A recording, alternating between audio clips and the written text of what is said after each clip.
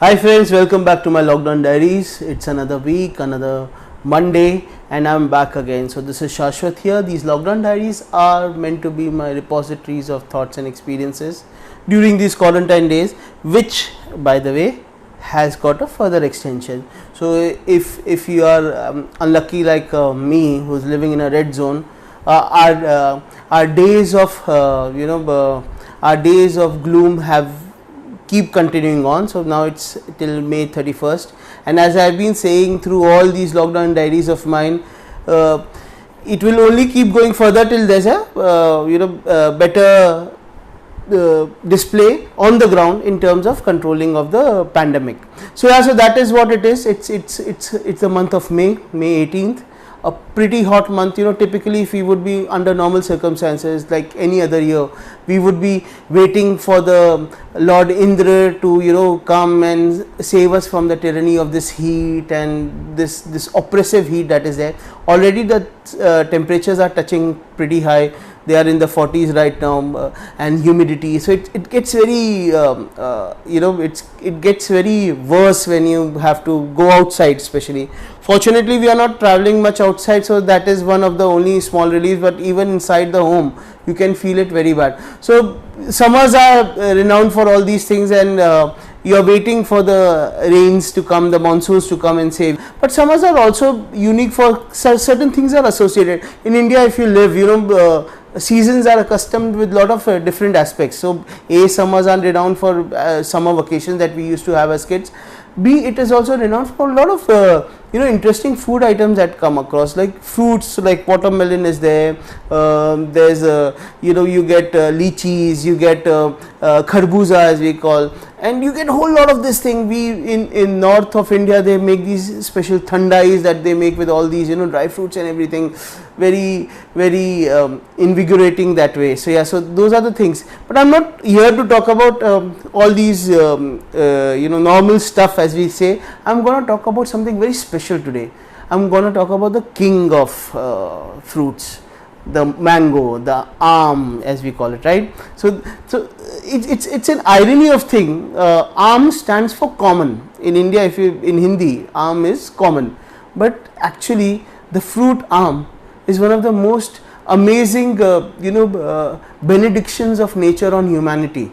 So it's one of the most amazing fruits that you can have, and summers are synonymous with eating aam. So as any other Indian, I am also a avowed follower and bhakt of aam. I have had the great privilege of all these summers that I've spent on this planet Earth. Quite a few summers of them have been spent in the worship of this fruit, and I have been fortunate to taste a couple of different foods. So some of the amazing aspects about mango is, one of the things I much like about mango is very indigenous to India. So if you think about mango, you think about India. There's no, while mango is also the national fruit of quite a few countries like Philippines and Pakistan and all these places, and it's grown in different places, even in US for that matter. But mango and India go together only. There's no two ways about it. It's the national fruit of India.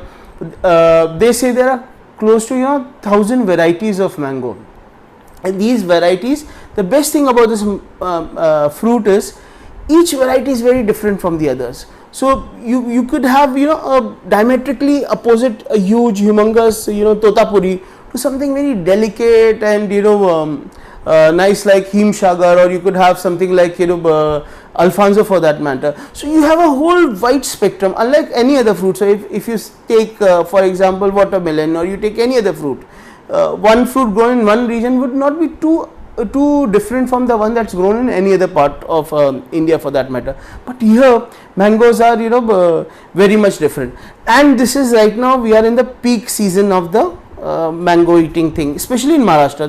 Now Maharashtra, the one thing, the king of mangoes as they call, is the Alfonso, or hafuz as they call it. So hafuz is grown in Konkan, there's Devgarh hafuz is very popular, then you have Raigad. These are the 2-3 regions that are very popular, and of course they are available almost everywhere. They come in these petis of 2 dozen, 6 dozen and all these petis, and you could devour your way through a whole peti and not feel you still feel hungry for it.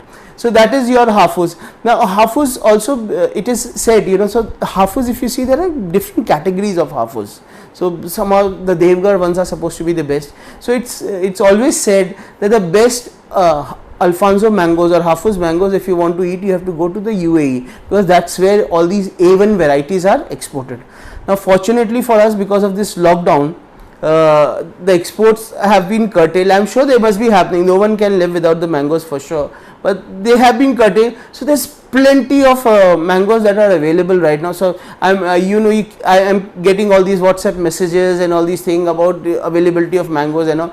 And typically the rates have also come down a bit, unlike usually they go for 600, 800, 1200, 1500, even 2000 rupees a dozen, depending upon the variety. But right now the rates are more or less stagnant, because I think of the lockdown and the economic gloom. So you are able to eat a lot more mango than typically you would. But let me also say one thing, prices don't come in between the love for a mango. Whatever be the price of a mango, you will be enjoying that thing. So yeah, that is Maharashtra. Now Maharashtra claims the hafuz to be the king of mangoes, but that claim is made by almost everyone around. So you have in Bengal, you have the Himsagar, you have Beganapalli from south, you have Kesar from Gujarat, you have Safeda from the northern side, and then you have couple of interesting varieties that that is there, Chausa. Now Chausa is I remember as kids we used to have it in northern India. So it's a very unique thing. It's very soft, pulpy thing, and you kind of plug the top, and then you have to suck it like you're sucking on a popsicle or something, and it's very immensely sweet. It's a very messy way to eat, because what will also happen is it doesn't really, the whole juices will be flowing down all over your face, which is pretty sticky, but you love it. It's still that fun of that mango is there. Then you have something like Sinduri. There's another one variety that I have tasted. So one of my interest in life. So whenever I used to travel as a journalist, and I used to visit all these places, especially in these summer months. So one of my unique aspect here will be, I want to taste the mangoes from almost every. So wherever I used to travel to east, south, wherever. I always used to get a couple of kilos of those mangoes. Sometimes it would turn out to be a great experiment, sometimes not so great, because I am very finicky about my mangoes. And how should the ideal mango be? Now typically people would prefer them to be extremely sweet and nice, juicy, but that's not how a great mango is. A great mango should have a textured feel, and they should be sweet enough for you to feel happy, but not so sweet that you feel overstuffed very soon, or you have that thing. So I'll give you an example. A sugarcane juice, you can't have too much of sugarcane at the same time, because it's extremely sweet, right? A mango shouldn't be like that. The sweetness has to be very much in control. So there are only a few varieties. Alfonso is one of them. I won't say, but there is one mango variety that really stands out in that department, and that's and I'm a little bit biased about that as well, because that happens to be from my hometown Varanasi. It's called the Langda. So see, there's already salivating thinking about Langda. So Langda, the uniqueness about Langda is unlike the typical mangoes that you have, which are yellow when they are ripe, right? Yellow, golden, and they are that way. So Langda is green. Langda, the color of Langda is green. You would oft times be bothered that this might not be ripe and this might not be sweet, because you associate yellowness with sweet, but that's not the case with Langda. The Langda would be there. It has to be a bit firm as well. It's not like hafuz. If you want to eat a hafuz, you'd smell it and feel the texture. If it's a little bit soft on your hands, it's ripe. But with langda, that's not the case. It should not be too soft. It has to be a bit firm. It has to be green. There's not too much aroma about the fruit, but when you cut it, unlike the hafus, it's dark, pitch dark, yellow, golden colored pulp inside, and man, it's awesome. It's one of the, that sweetness is indescribable. You can't describe that sweetness to you. And langda, most of the time it's termed as, before the crown was claimed by Alfonso, langda used to be called as the king of mangoes. And I had this, so what used to happen when I was much young, and we would be carted away to our native place in Varanasi. We would be sitting there and eating these kilos and kilos of langda. And the best part about mangoes, langda and chosa and all these, you can also do a whole lot of things with them. You can turn them into pulp. You can have milkshakes. In the northern side, if you have, the milkshakes are very popular, and they are so they're so chilled up that you would always get you would always get those kind of thing. The another thing that we used to, so in the northern, to beat the heat, there's a special concoction that is made of raw mangoes. It is called as panna. So panna, they make it, they boil the mango, the raw mango, and it's a little bit warmish, and they put all this pepper and all that, some spices and all. It's tasty, but it's very good apparently, because in the northern side, in the north of India, there's something called we call it the loo. So it's warm currents of air, right?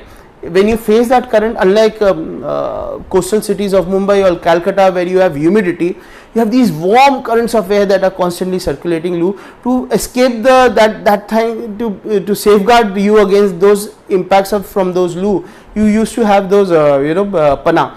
And also you can have it in other varieties, like aam papad is there. You can the aam papad. So in Amritsar and all, they have unique hundreds of varieties of aam papad, tasting from the darkest one to the to the kadwa wala to extreme sweet ones.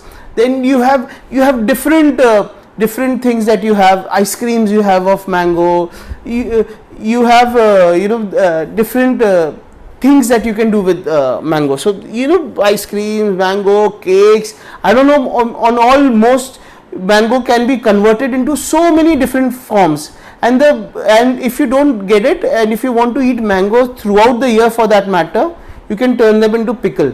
The mango pickle is another aspect. So mango, if you really see, mango is an amazing fruit, and not without consequence. It has been rated very highly in our scriptures and all. Apparently, if you look at the stories of, if you go to the mythological stories also, Buddha, he had this sacred grove of, he was sitting beneath the mango tree to give his sermon and all there. And mango wood is also used, mango leaves are used very sacred in a lot of our puja and rituals. It is said that a lot of the god of Kama, one of his arrows is made out of the flower of a mango. So mango is very much part and parcel of a thing.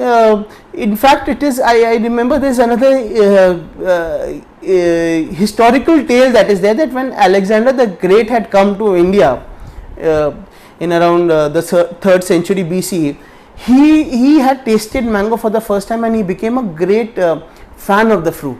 And it is said that possibly that might have encouraged him to go further and try out the other varieties. I don't know about that, but yeah, so that is one said. Akbar was said to be a great fan of this fruit. He had some 1 lakh trees planted of mango, and he would really cherish the fruit during these days. And you have all these tales that are there. There's this amazing Jataka tale that was there in Amar Chitakatha, and still is my favorite. I shared it on Facebook some time back, which spoke about that monkey king and how mango had become. So mango has been a part and parcel of these summer months. My only regret is, because of this lockdown, we have not been able to experience the fruit in the way we could. The best way to experience the fruit is to go into the market, see all these varieties lined up, and then you have a couple of choices. Okay, I'll have a langda here, I'll have a kesar, and give me a dozen of these. So that's the real fun. Sadly, this has not been that way.